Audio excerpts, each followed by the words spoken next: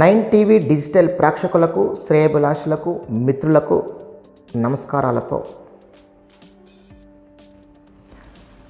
ముఖ్యంగా కేంద్ర రాష్ట్ర ప్రభుత్వాలు రైతుల గురించి ఎన్నో ప్రభుత్వ పథకాలను ప్రవేశపెడుతున్నాయి. కానీ రైతుల ఆత్మహత్యలు ఎందుకు జరుగుతున్నాయి? కేంద్ర రాష్ట్ర ప్రభుత్వాలు బడ్జెట్లో లక్షలాది రూపాయలు రైతులకు కేటాయిస్తున్నారు. అయినా రైతులు ఆత్మహత్యలు ఆపలేకపోతున్నాం.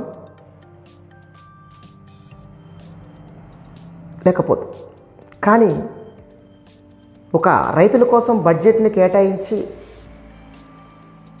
ఏర్పాటు చేస్తే రైతులకు న్యాయం జరుగుతుందా? ప్రభుత్వాలు రైతుల గురించి ఎన్నో కార్యక్రమాలు చేపడుతున్నాయి. అయినా రైతుల్లో చైతన్యం నింపలేకపోతున్నాం. వ్యవసాయం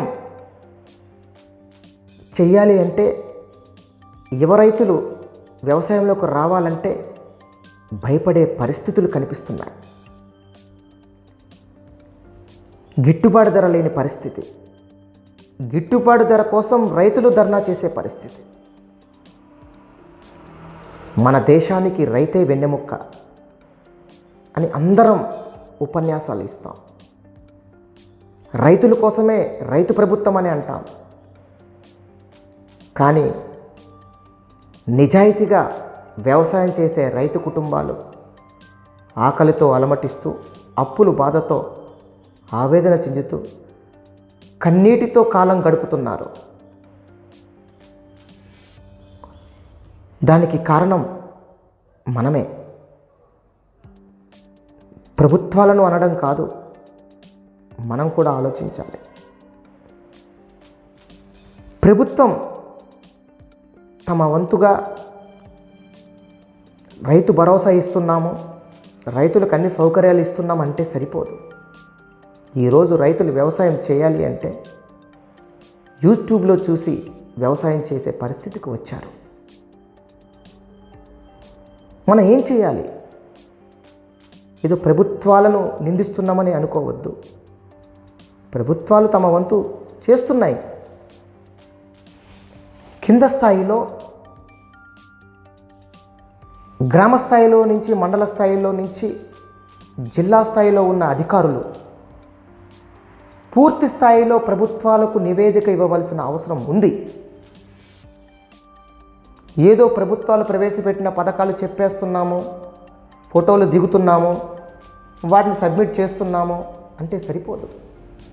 పూర్తి స్థాయిలో రైతులతో ఉంటూ నా రైతు కుటుంబం, అన్నం పండించే రైతు ఏ కులం వాడైనా, ఏ మతం వాడైనా, ఏ ప్రాంతం అయినా నా వాడు, ఈ దేశానికి వెన్నెముక్క రైతు, నా కుటుంబానికి వెన్నెముక్క రైతు అనే మాట ఏ రోజైతే వినబడుతుందో, వారికి సహాయ సహకారాలు అందించగలుగుతామో ఆ రోజే యువ రైతులు కూడా రావడానికి అవకాశం ఉంటుంది. ఈరోజు 10 ఎకరాలు ఉన్న వాళ్ళు కూడా సాఫ్ట్వేర్లు అంటూ దేశాలు పట్టుకొని వెళ్ళిపోతున్నారు. తప్పదు, ఏ పని చేయలేక వారి తల్లిదండ్రులు ఇక్కడ వ్యవసాయం చేస్తున్నారు.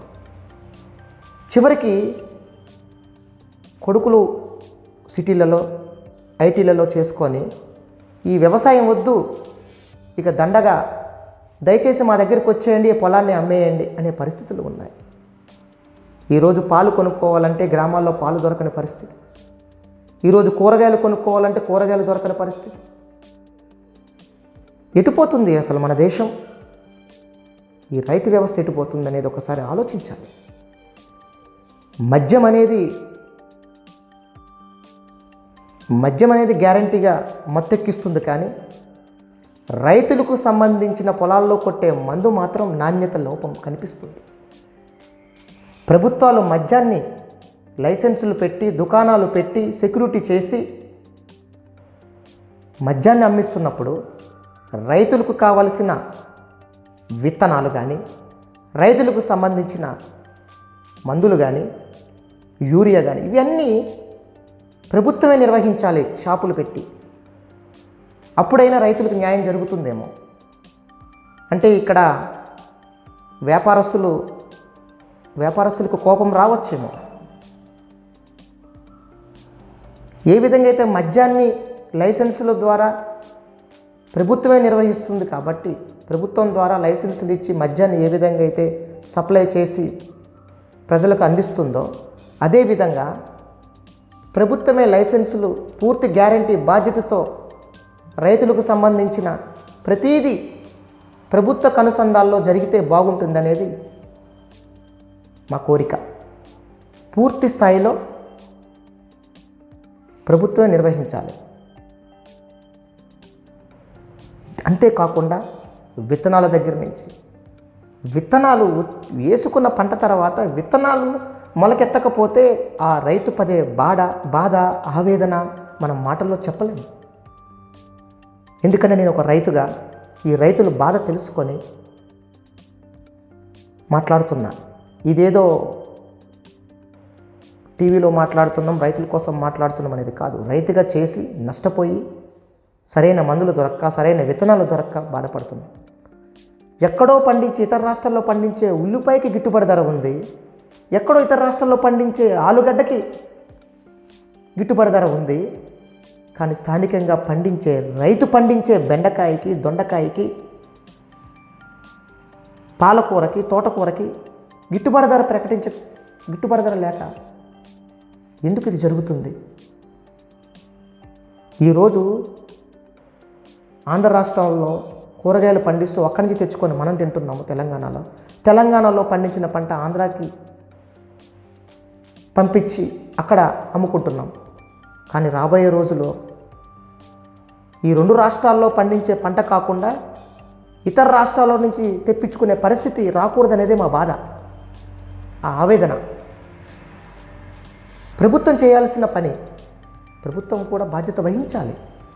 ఏదో ముఖ్యమంత్రి గారు అక్కడ ఉండి బడ్జెట్, ఆర్థిక శాఖ మంత్రి గారు, మంత్రులు కలిసి అసెంబ్లీలో తీర్మానం చేసేసి ఇన్ని లక్షల కోట్లు, ఇన్ని లక్షల బడ్జెట్ కేటాయించేసామనగానే రైతులు ఇక్కడ సంబరాలు చేసుకొని పాలాభిషేకాలు చేస్తున్నారు.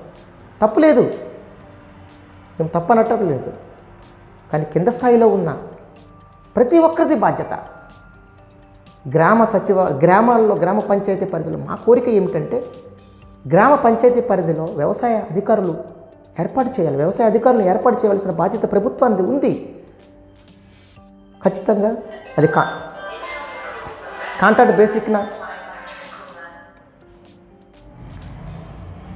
ప్రభుత్వాలు కేటాయించిన బడ్జెట్, ప్రభుత్వాలు చెబుతున్న రైతుల కోసం రైతు ప్రభుత్వాలని చెప్పుకున్న అన్ని నిజాలు కావాలి.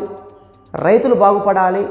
ఈ దేశానికి రైతే వెన్నెముక అనే పదం నిజం కావాలి అంటే ఖచ్చితంగా గ్రామ స్థాయి నుంచి రాష్ట్ర స్థాయి వరకు వ్యవసాయ శాఖలో పూర్తి స్థాయిలో వ్యవసాయ అధికారులు, ఉద్యోగులు పూర్తి స్థాయిలో ఉండాలి.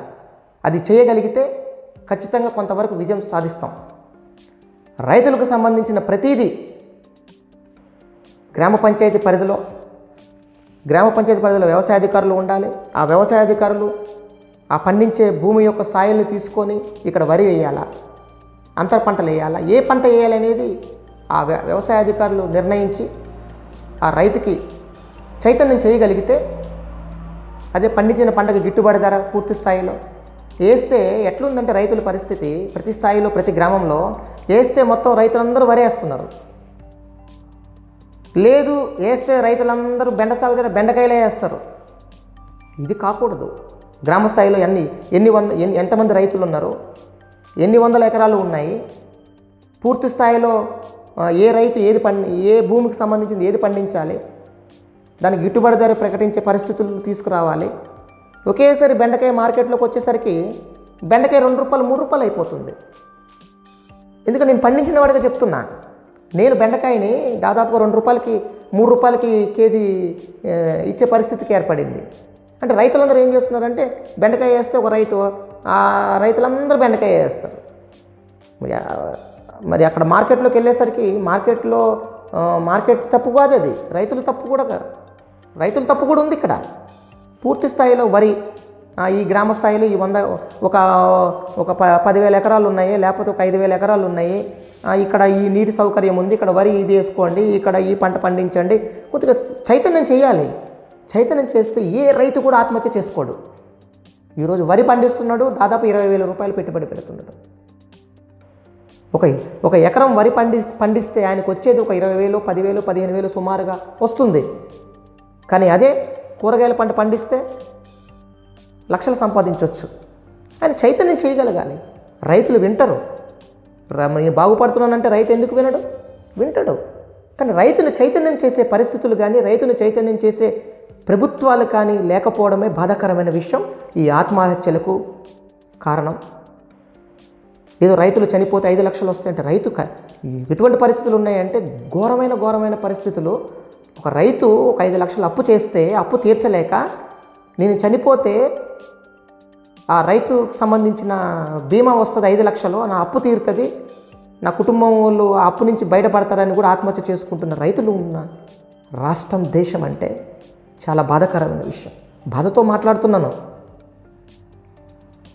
అందరిలో ఉంది ఆవేదన, నాకొక్కడిలోనే కాదు. కాకపోతే నేను ఇలా బయటకు చెప్పగలుగుతున్నాను.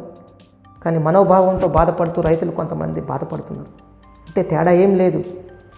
కాబట్టి ప్రభుత్వాలు చేయాల్సిన పని ముందుగా ఖచ్చితంగా గ్రామ స్థాయి నుంచి రాష్ట్ర స్థాయి వరకు వ్యవసాయ శాఖలో ఎటువంటి ఉద్యోగాలు ఖాళీ లేకుండా నింపాలి.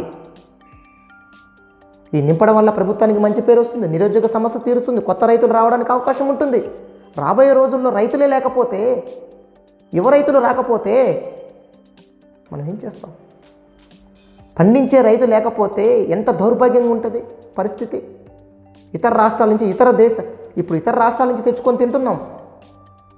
పక్కన తెలుగు రాష్ట్రం ఉందో లేదా తెలుగు రాష్ట్రాల్లో ఆంధ్రప్రదేశ్, తెలంగాణలో తీసుకుంటూ తెలంగాణ వాళ్ళు ఆంధ్ర రాష్ట్రం నుంచి తెచ్చుకొని ఏదో దొరుకుతుంది, పర్లేదు. కానీ రాబోయే రోజుల్లో దేశాలు దాటి తెచ్చుకోవాల్సిన పరిస్థితి ఏర్పడితే మన పరిస్థితి ఏమిటి ఒకసారి ఆలోచించాలి. యువ రైతులు వ్యవసాయం చేయాలి అని చెప్పి ఉత్సాహంగా పొలంలో దిగి పనిచేస్తుంటే వాళ్ళని చూడాలని ఆనందంతో ఉన్నాం. ఆ ఆనందాన్ని కలిగించవలసిన బాధ్యత ప్రభుత్వాలది. ప్రతి స్థాయిలో ఉద్యోగస్తులను ఏర్పాటు చేసి చైతన్యం చేయించే ఏర్పాట్లు చేయగలగాలి. దయచేసి అదొక్కటి చేయగలిగితే, పంట మార్పిడి విధానం తీసుకొస్తే ఏ భూమిలో ఏ వ్యవసాయం ఏది బాగుంటుంది, ఏది అనుకూలంగా ఉంటుంది. ఈ గ్రామ పంచాయతీ పరిధిలో వరి ఉంది, ఆ గ్రామ పంచాయతీ పరిధిలో కూరగాయల సాగు, ఇవన్నీ చైతన్యం చేయించగలిగితే ఆటోమేటిక్గా సబ్సిడీలు ఇస్తున్నాము, ఏదో చేసేస్తున్నాము, రైతు భరోసా ఇచ్చేస్తున్నాము అని అక్కడ ముఖ్యమంత్రి గారు ప్రకటిస్తే ఇక్కడ న్యాయం జరగదు.